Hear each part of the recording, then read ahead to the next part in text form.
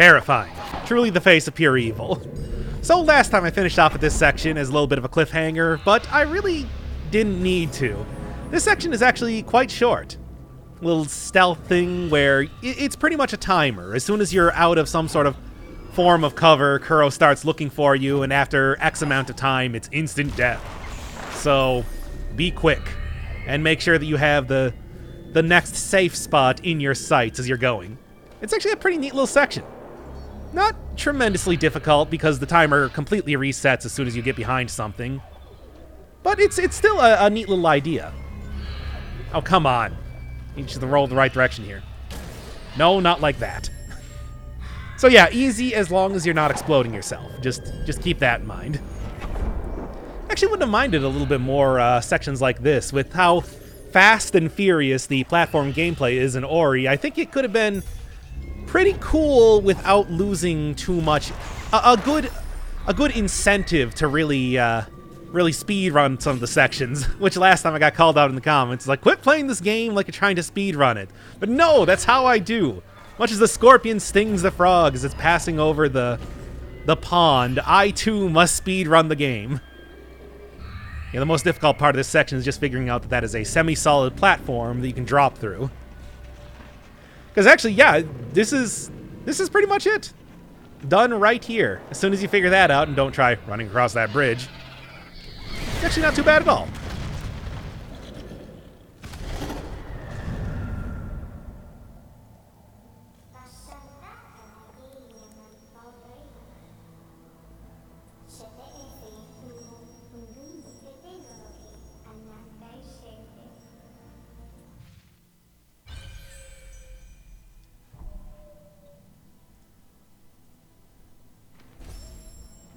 Yeah, so one thing about what we learned last time.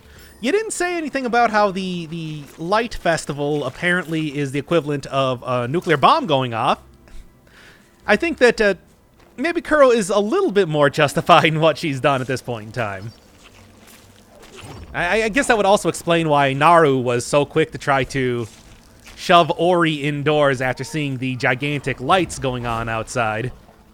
That's apparently fairly dangerous.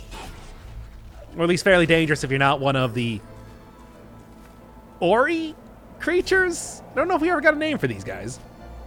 So yeah, I completely ignored everything about the whole riding the currents of wind up. You saw me trying to manually scale the walls back there at first, and then I'm just constantly forgetting that it's like, right, you're supposed to be riding these things upwards. And given that we're trying to go... Still have no idea what that is. And given that we're trying to get into Mount Horu, my initial and very much incorrect reaction to this was, oh, I should go over to the Mount Horu entrance, because that's obviously where we're going to find the next area at, near the entrance to the next dungeon. No. You ride the winds upwards. Good jump by me there. No, you ride the winds upwards. You ride the winds upwards from here. It's directly above here. But, nah, I didn't do that. Also, I did kind of want to see if there was going to be a little bit of a cutscene with the gigantic tree before going on to the next area. Feels like something that should appear, but nah, nothing. Got no prompts.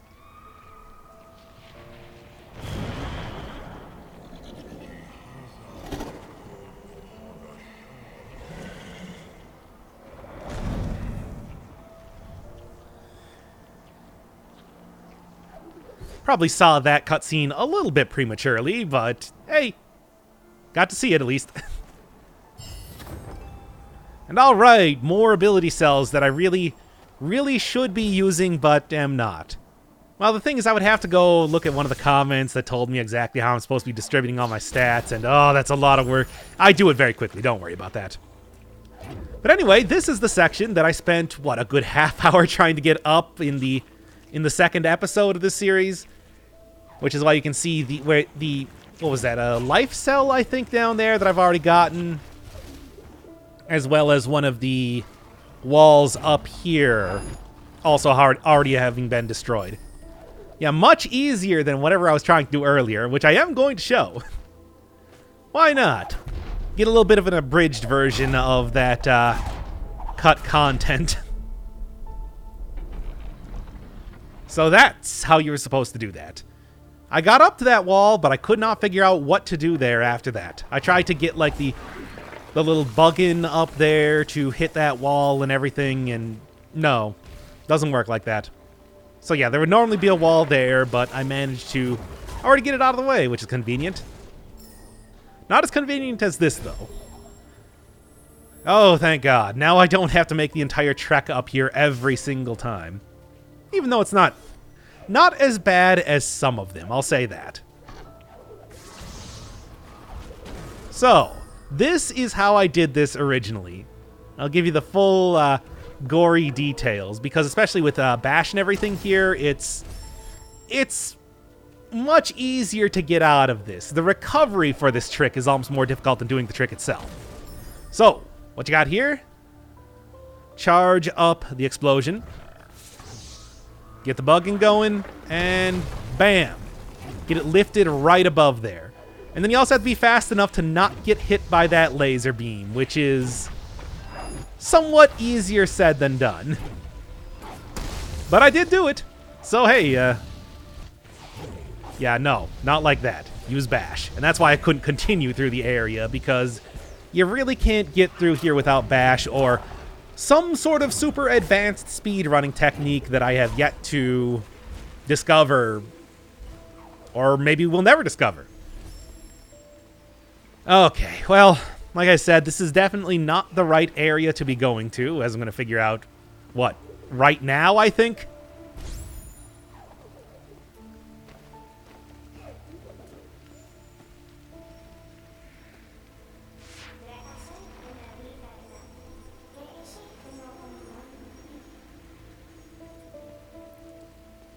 And I can't get there from here. Whoopsie doodle. Yeah. Yeah, it's pretty far away. So at this point in time, here's where I am slowly coming to the realization that I might have screwed up something somewhere. Observe those gears in my head turning. Oh. Okay. Well, hey, if nothing else at this point in time, I am able to get back here easily. I have all the walls broken down, I got a teleporter all set up and ready to go, and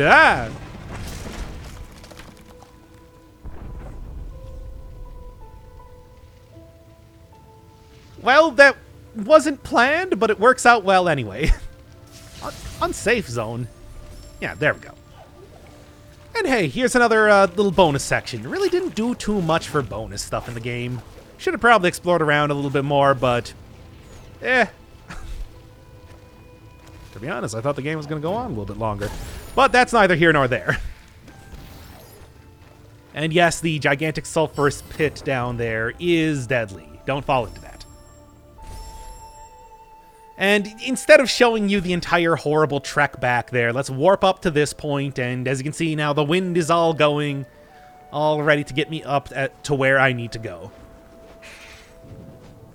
Yes, instead of listening to the actual dialogue or anything, I noticed that part of the Sorrow Path, or Sorrow's Peak, what was this place called? Whatever. It was already filled out because I got the lower area there. Sorrow's Pass. Did I say past? Maybe. So, wind mechanic. You just unlock that element after all. It is time to exploit it for all it is worth. And boy, is it worth a lot. Although, I'm going to be honest, it is somewhat frustrating to be riding the waves like this. Not even the right place to go to.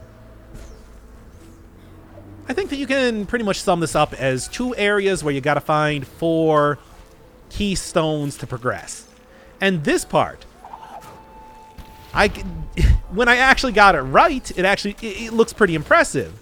But that took more than a few attempts to get working there, let me tell you.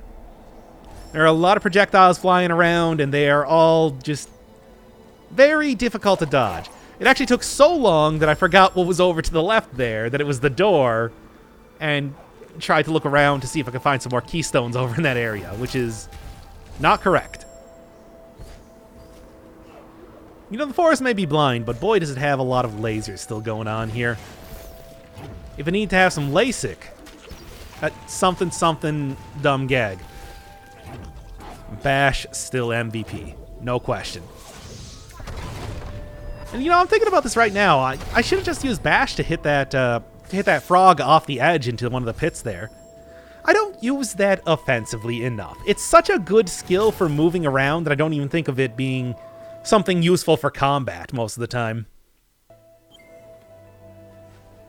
All right, it's actually fairly simple to get through here. You just gotta kind of stagger out your floating a little bit. It was more that I was trying to do this in one go for some reason. It's one of those things where sometimes I just don't even think about doing the soul link, even though it's so easy and quick to do. Again, Bash, it's amazing. And Eternally Falling Rocks definitely makes that even easier. And since that trick also took a couple tries, I want to be extra cautious when going through here. No, I'll be honest, when I was starting out this episode, I couldn't even remember what the first part of Sorrow's Pass was like. It went by so relatively smoothly compared to a lot of the stuff that I've been seeing in the game since, well, the Ginso tree, basically. There are definitely some difficult parts here, but it's not nearly as bad as some of the stuff that I'm going to be coming up against, or have already come up against with the Misty Forest and everything. Pretty easy to find that there. But of course, if you're actually required to get the keystone, it shouldn't be too difficult. Unless you cannot continue. Just get me through there. Why are you even setting up gates in this part of the dang it. Why are you even setting up gates in this part of the forest? Who's coming up here? Aside from a bunch of little blobby dudes. Also, some very nice shortcuts around here, just based on the Bash alone. Also, in some places, opens up some new wind currents, which is pretty neat. And another one of those skill orbs I'm not even going to mess around with. Yeah, there's no wind coming up from the spikes, so don't forget about that. Like I did. No idea how to get that. And there's that whole thing with the walls being sticky, where I'm holding down shift, which is the same as the wall climbing skill, and it's just sometimes a little bit frustrating to do. Quick man lasers still as terrible as they were back in the second episode. Some things change and some things stay the same. This also does immediately remind me a lot of Chapter 4 in Celeste, the Golden Ridge, especially with the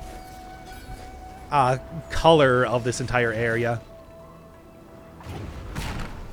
A little boulder, you can dash off of it. That's kind of cool. Good little introduction to that mechanic. I'm sure it will not be used, you know, immediately past this or anything. No way!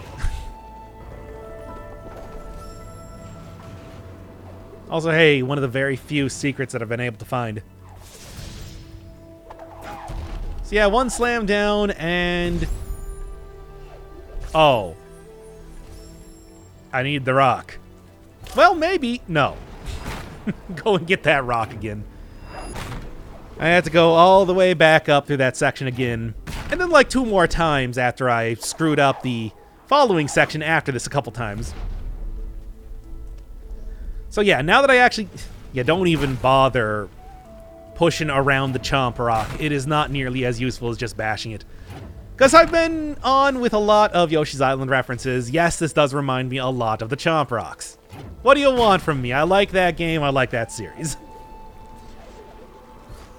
So just don't accidentally fly up into the laser beam. It's not a tremendously difficult concept, but you'd be surprised at the sort of things that I would fail at. No, wait, no you wouldn't. You have no confidence in me anyway. Just gonna cut that joke off at the pass. I have a surprising amount of difficulty pounding down these spikes sometimes. But thankfully, one little needle tip will, in fact, block that deadly, deadly jet stream there for some reason. I'm not going to argue. It only benefits me. And yes, here's the point where I was thinking, it's like, oh, maybe I should try to hit the chomp rock directly upwards. And it's like, no. No. No, this is not complicated. What are you not getting about this, me? Of course, that's the power of editing, where I don't have to show you all of those horrible, horrible failures. And although I really did want to make a save here, no, it just was not in the cards. Oh wait, I probably should have done that. Probably should have made that happen anyway. Which is why, of course, immediately save right there. All right. This section. Oh, what a nightmare. And not even so much because of the... Well, yes, trying to move around the wind is rough. That is true. But no, almost the worst thing is because shift is what you use to get out Kuro's feather. Sticky keys was activating every 5 minutes, and it makes this incredibly loud beeping noise, and, well, the keys become sticky. So, good luck not pressing shift anymore. Now, you might say, why didn't you just change that and, you know, disable sticky keys entirely? But anyway, so thankfully none of the attempts that I had at this included that horrible, horrible ear-piercing beeping sound whenever it activated, but, oh, I still had to suffer through it. It is very... Oh, yeah, the most difficult part about that section is realizing that, again, the spikes there do not have wind going over them, so make sure you save your double jump for that. Well, anyway, there we go. That took longer than you might think, because it is a pretty rough section, and it's not like I have a whole lot of soul energy to be creating links around here and getting the healing from the skill that I got for that. Now I do, but man. But yes, sticky keys. It harkens me back to the days of I Want to Be the Guy, where you're supposed to bash off of those lantern vines? Not that I realized that. Yeah, it harkens me back to the days of I Want to Be the Guy. Nostalgic in some way.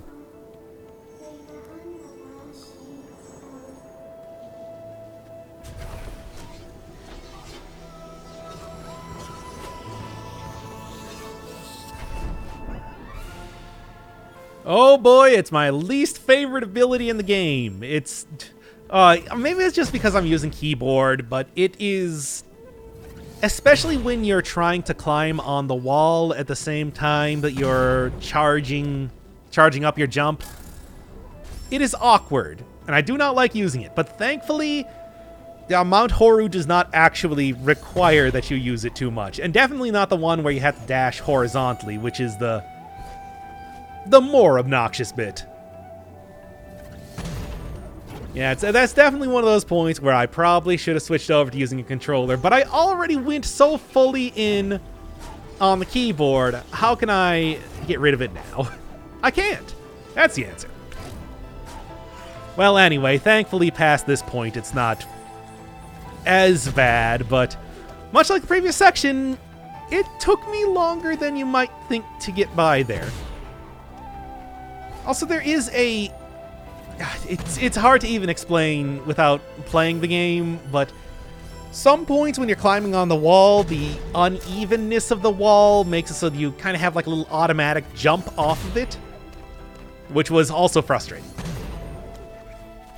But hey, like I said, short section, so not a big deal. Oh, and I didn't even mention it, but at the start of this section, when I was going through the big wind puzzle, I don't really know what you would call it what you would call that part. And there's a save point. But I did actually spend all of my skill points and managed to get a much tougher Ori than I had been working with before. Because that does make a difference. Not a tremendously huge difference. I mean, the game does have an achievement, I think, even for... Whoops. Supposed to dash through that. I had already forgotten the ability I got here. But yeah, it doesn't make a huge difference. There's an achievement for, I think, not leveling up any of your skills. But it's still nice to have. Especially the part where I do get 2 cells of healing each time that I create a soul link now. Which means that just kind of waiting around and creating soul links is a viable strategy to heal yourself up, if necessary. And right up to the very top. Well, after I deal with the lasers.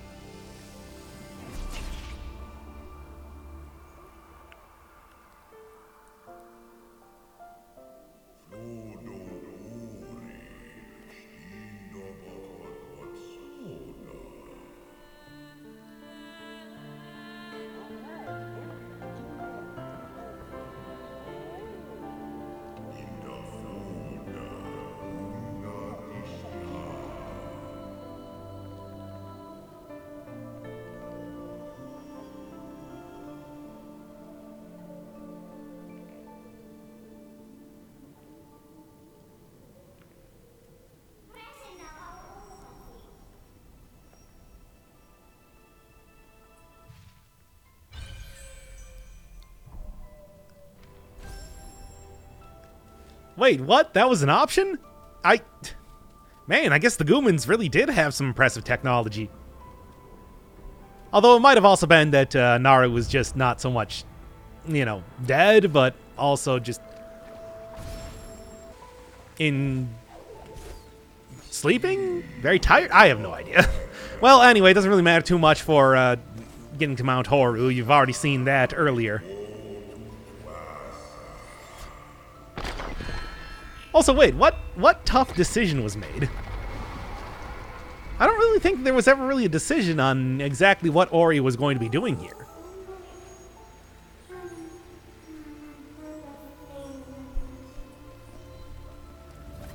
I mean, we're restoring the elements, and that's about it.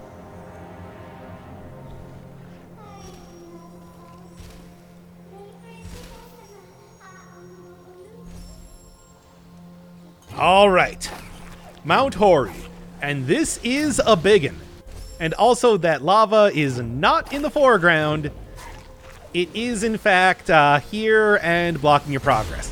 So I actually really like this dungeon. I think it's surprisingly fun. Although I was fairly frustrated at the very start because I couldn't quite figure out what you were supposed to do here. As soon as I realized that it's pretty much just bash your way to the top. I mean, you got bash. It is the best skill in the game. Why not use it as much as possible? But yes, you just try to get up as far as possible, and then you work your way down in various little challenge arena areas.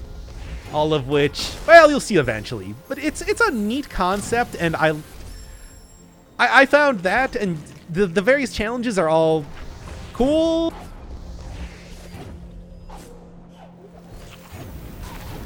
It's overall like a great dungeon. I was told by somebody in... Oh, wait. There we go. And also finally someplace to use my map shard.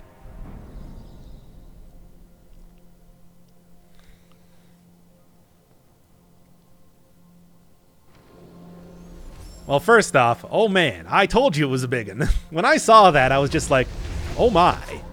Well, strap yourself in, we're going to be in here for a while. And although, yes, obviously, with all the editing, it's not going to be nearly as bad. But the other thing is that way, way on the bottom there, you might have seen that there is a save point underneath a bunch of lava. Which is a problem.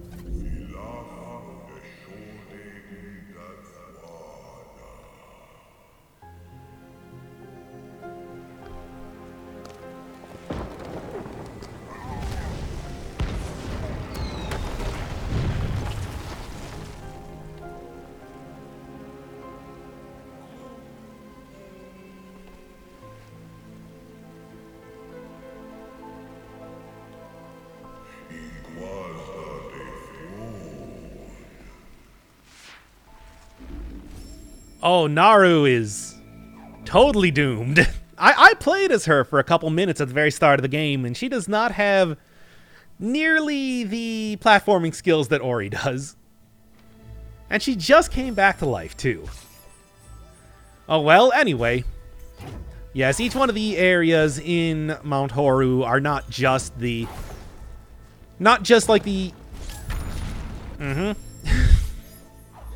Not just one big dungeon, they each have individual rooms, like I was saying, that have their own individual challenges. For example, the smashing things here, which are Ori sensitive, I guess. Only activate when Ori is under them. I just called it Gooman technology because clearly they had some pretty impressive stuff going on there. This is where I completely forgot about high jump.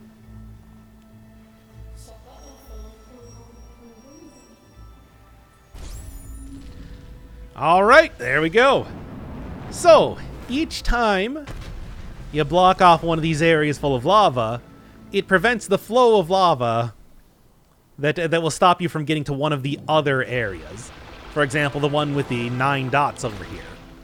I'm sure each one of those runes means something, but I'm not... If it's I'm sure it's probably something along the lines of like, oh, the one we were looking at before, it's like that shape had 10 sides or something on, and I completely screwed that up. That shape has 10 sides on it, and then that one has 9 dots on it, so on and so forth. With the idea being, since you saw that save point from the map that is submerged under lava, that eventually this will stop the lava from flowing enough that I'll be able to get down there. And to the heart of the mountain itself. And it's so close. But thankfully, just jump right out of there. Oh, and I didn't even mention, but you see how there's kind of a volcanic glowing floor down there? Well, that appears around here, and if you stand on it for too long, it will hurt you. So, kind of have a couple little hops or something, like you're trying to do the 1-up achievement in Celeste, since I was already referencing that earlier. Why not? This puzzle took me a shockingly long time to realize. That's all you need to do. You just need to walk over that. But for some reason I thought that, oh yeah, you gotta shove it to one side and then go around through the bottom, like do a U-shape type of maneuver. It's like, no, you really just need to jump on the platform. I don't know what took me so long to realize that. It's a very simple little puzzle, but at the same time, just how it happened.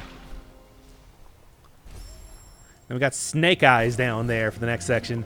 And yep, got right on that stalactite, which almost got me, well, maybe not killed, but at least hurt quite a bit there.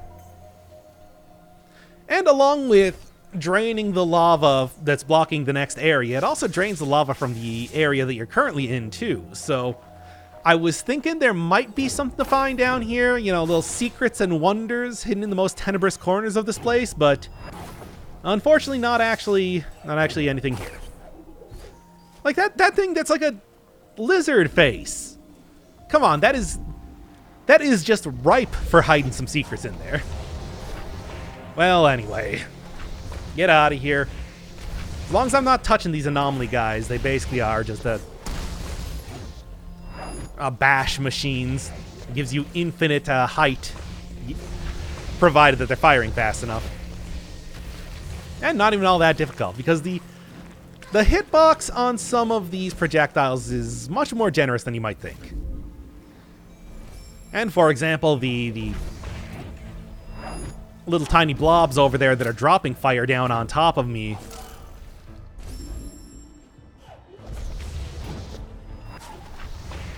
Anywho, yeah, the ones that are dropping the fire on there don't actually hurt you at all until they hit a platform to form a lava pustule, I guess. So this is a combat challenge. Gotta destroy each one of the... Ooh, that was scary. Gotta destroy each one of the anomaly enemies here, and then you'll open up the way to the lava blocking device. Which is different in each one. It's not always the same thing where you have to, you know, pound down a stake or whatever. Like I said, I like this dungeon a lot. It's got a bunch of different little challenges here. Huge variety of stuff going on. Really big area. And the aesthetics are great. I mean, look at that background right now. It's pretty cool. That lava flow is in the background. Not always the easiest thing to tell. And right in there. One of the things that kind of confused me was that one area right in front of me there does sort of look like one of the doors that requires a bunch of the spirit cells to be put into to open up, but I think I even go in front of it and see if I can't do something about that right here. But as far as I can tell, maybe that's like a secret that you would do for end game or 100% completion or something, but I could not figure out what that was supposed to mean. Man, I cannot believe that I made that jump there. Well, anyway, next up. Oh yeah, this thing, which I mentioned before. This very Super Meat Boy type of thing. This is the exact sort of thing that you would see in the Hell world in that game. Especially when it starts doing this. And you can see, not really prepared for that to start happening, even though it was the most obvious thing possible. Alright, pound that down. And of course the high jump. Why wouldn't it be? Do watch out though, because the laser cannon itself also is made of that magma rock. Surprised that Ori didn't get hurt there. Is made of that magma rock that will hurt you if you stand on it for more than a couple seconds. Actually had a glitch one of the times I attempted that where the laser pushing the rock into the wall made Ori pop out on the bottom of this section. I don't even know how that happened. Collision oddities, I suppose. And thankfully it immediately turns off as soon as you solve the puzzle.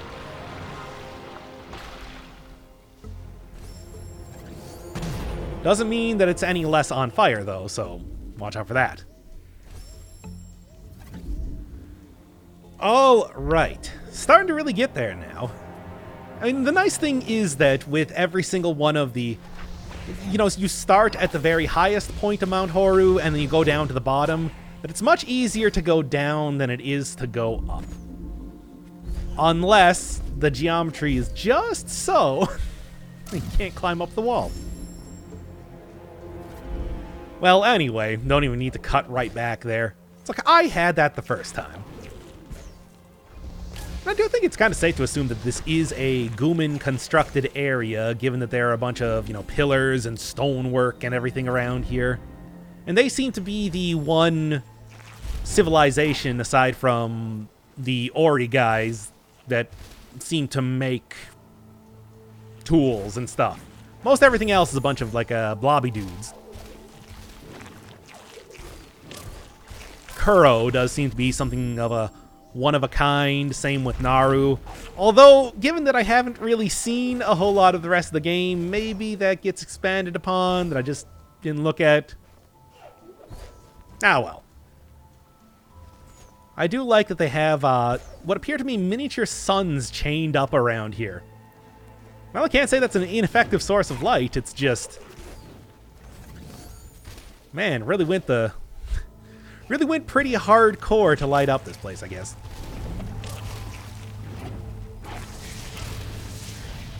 Hey, speaking of Celeste, this is something straight out of Chapter 4 from that game. Actually, not even speaking of Celeste Chapter 4. Thankfully, not nearly as difficult to deal with, because in that game it was... This same sort of puzzle was much more frustrating and faster. Ooh, boy. Ultra Soul Link. Oh, I guess I got that right now. I thought I got that earlier for some reason. Didn't quite have the skills for it. Yes, the position of the platform does remain the same even after death. So, just, give it a second. Sit back, relax.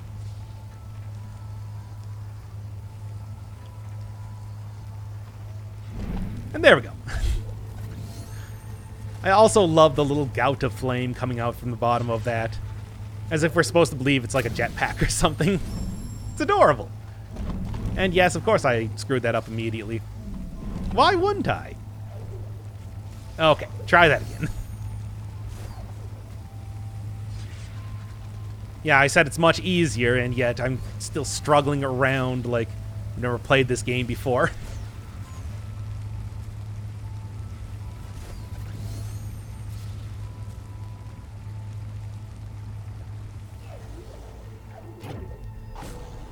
Launch my way up here, and those are the heating up lava rocks. So gotta be at least a little bit careful, especially with that going on there. Extra cautious. Okay. And somehow Ori was not able to push his way out of there. Already getting some good usage out of the Ultra Soul Link.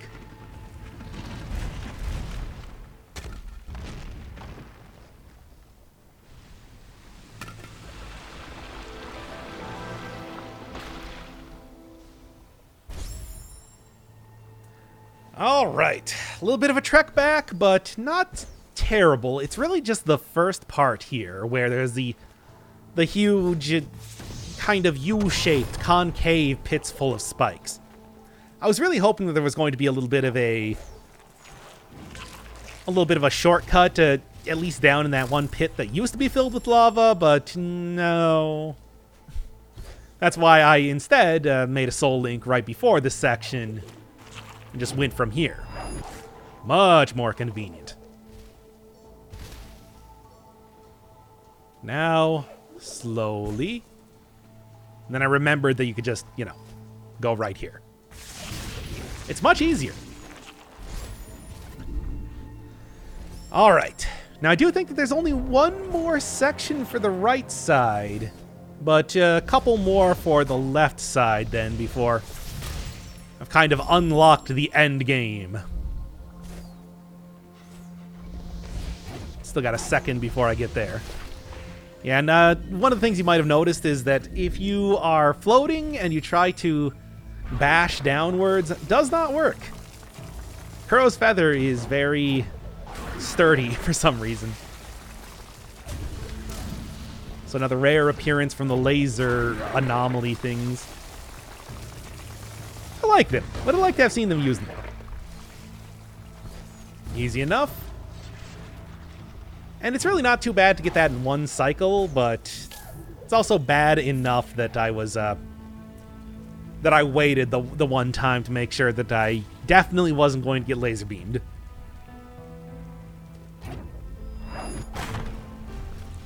Bam, and wait. Not that's a difficult section, but it is frustrating to go through a bunch of different times.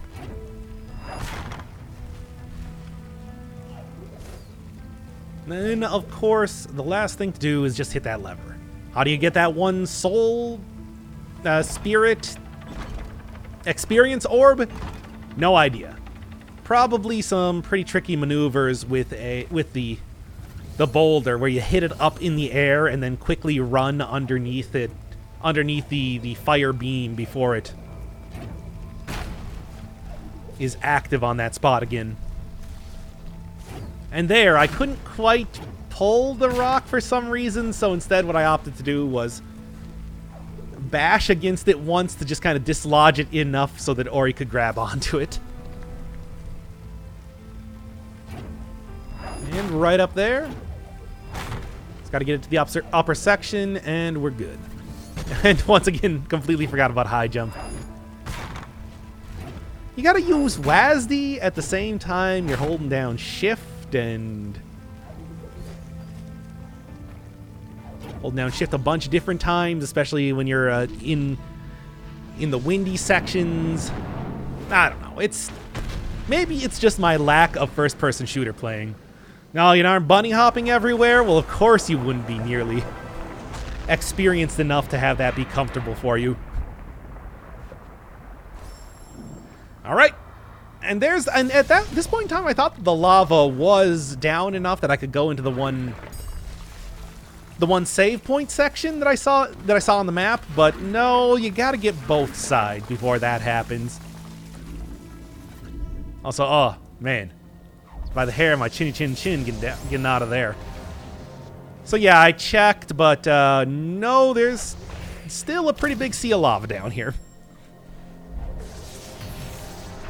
So I do think that I had, what, 2 more areas on the left side to go to. But thanks to the fact that I've kind of been doing them mostly evenly, I don't have to go up too much higher to continue on with that route. Definitely seems like the best way to go about doing Mount Horu.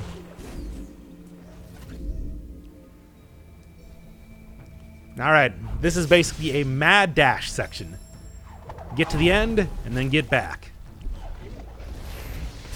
Much like a lot of the escape sequences, you can always think of this as something of a miniature escape sequence, at least when you're going backwards. Is that as long as you're continuously going forward, constant forward momentum, you're probably gonna be okay. Also, try not to get explosions happening on top of you. That is something of an issue. And a little bit more. Needless to say, can't bash off of those nearly as effectively. Well, a little bit effectively.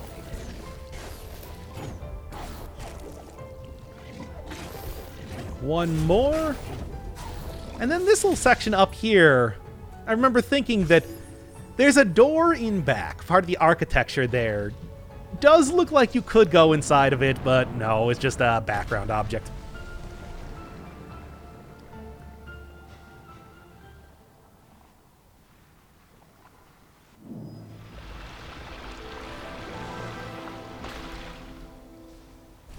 All right, one more. Yeah, I made an attempt, didn't work.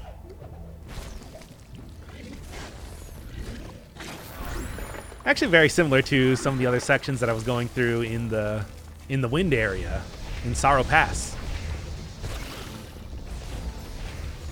All right. And that wasn't great. Otherwise I would have made it out there in one, unfortunately.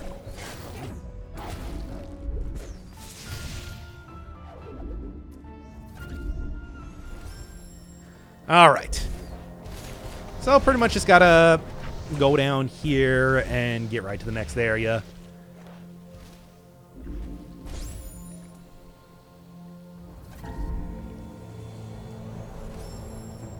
Oh yeah, and speaking of getting through things in one try, check this out.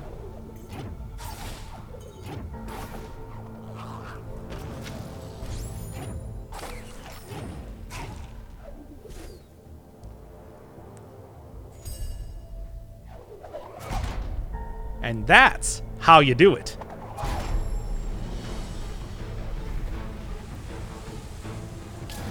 Okay, maybe not that part. Yeah, I said the last one was kind of a mini escape sequence. This one is way more like that. Actual big wave of lava coming down here like it's the beginning of Aladdin.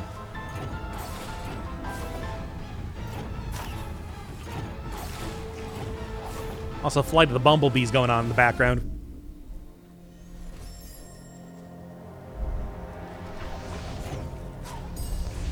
Now, take note of the fact that you didn't actually see the lava lower anymore. Yeah. I did not notice that my first time. So there is one more little section down here. Thankfully not too bad, but very similar to the one before that I had the rotating fire lasers around here. And each one of the platforms is also one of the heating up ones, so you can't stand too long on it.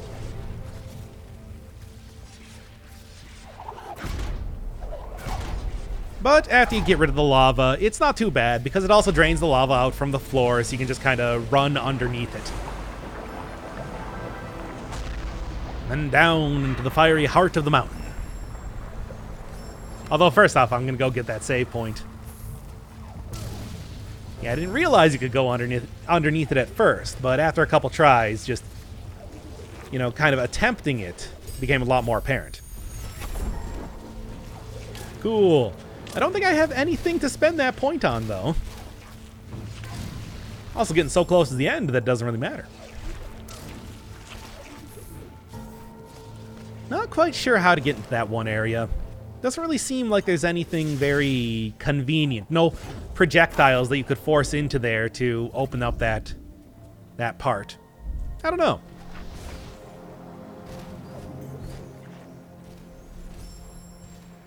So right down here, there is a save point. And surprisingly little else. I really thought there would be something else down this big basin type of area, aside from a little bit of extra experience, but nah, it's just that one enemy and that one pickup.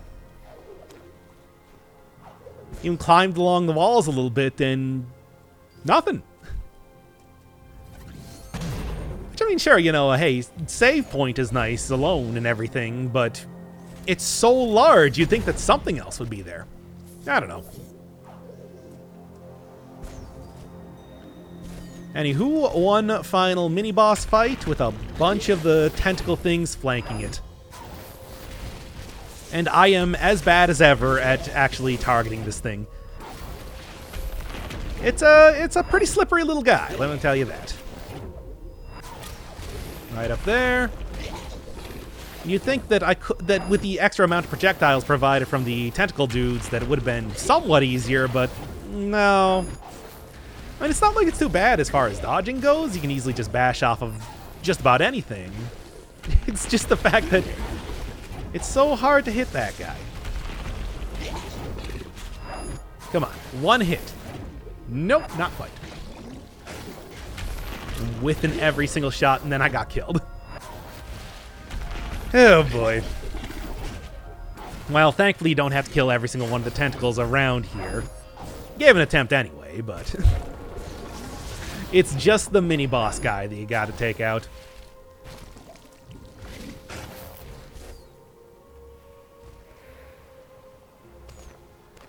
And then one more little section where I'm just not quite sure if there's supposed to be something here or not, because this area looks like it should have, I don't know, something like in the middle, but no. Just kinda here. I suppose it was also buried underneath a ton of lava for quite a while, so could justify that alone.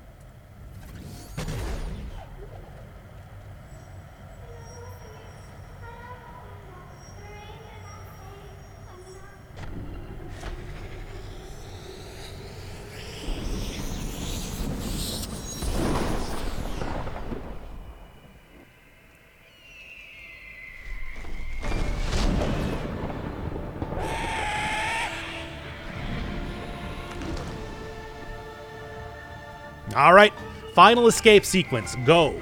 And this one is not too bad. There is one part right at the very end that I kept screwing up on, but everything else here I was able to do mostly by sight reading it. And you can see even right now it's not too bad at all. Also, Kuro, for hating the light, sure feels at home in the volcano here. Ah, well, what am I going to argue? Let's go. Oh, yes, in this one section where there is fire at the bottom. Did not realize that. But aside from that, everything is pretty straightforward. It's kind of run and jump as you can. And get out with relative ease. Makes escaping Kuro seems like such a breeze. Oh yeah, waiting for that fire pillar, though, is kind of annoying. Get it in the right cycle, though, no problem at all. This would have also been a good opportunity for one more little stealth section, too. Especially as you're moving so quickly and everything.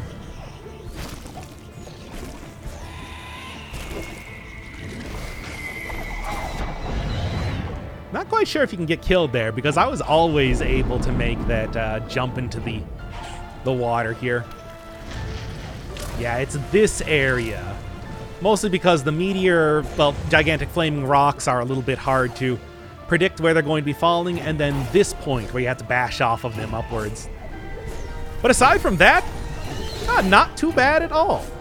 Capping off a pretty good dungeon and the game entirely.